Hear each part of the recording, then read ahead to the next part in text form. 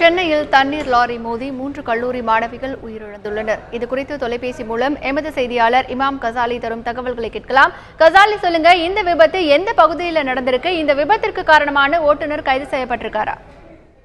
அதாவது இந்த விபத்து கிண்டில உள்ள தனியார் கல்லூரி செல்லம்மாள் கல்லூரியில் இருக்கு. இந்த கல்லூரிக்கு வரக்கூடிய மாணவ மாணவிகள் கிண்டி பேருந்து நிலையம் மற்றும் ரயில் நிலையம் வரும்போது நடைபாதை வழியாக வருவாங்க. அப்படி நடைபாதை வரும்போது டாக்டர் எம்ஜிஆர் பல்கலைக்கழக எதிர்க்கே இருக்கக்கூடிய நடைபாதையில் நடந்து வரும்போது சென்னை கிண்டியிலிருந்து சின்னமலை நோக்கி போன ஒரு தனியார் தண்ணி லாரி அந்த மாணவிகள் மேல மோதி இருக்கு. அந்த மோதல் இல்லாம ஆட்டோ மேல இடிச்சிட்டு அந்த லாரி தப்பிச்சு போயிடுச்சு. அந்த இடத்த மாணவிகள் மோதனால சம்பவ இடத்துல 2 மாணவிகள் இறந்துட்டாங்க.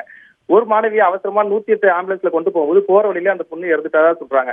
மொத்தம் சந்திரா, காயத்ரி, ஆயிஷான்ற 3 மாணவிகள் இறந்திருக்காங்க. அந்த தண்ணி லாரியில கொஞ்சம் ஒரு கிலோமீட்டர் 1.5 கிலோமீட்டர் தள்ளி போய் தண்ணி லாரி நிப்பாட்டிட்டு அந்த டிரைவர் தப்பி ஓடிவிட்டாரு.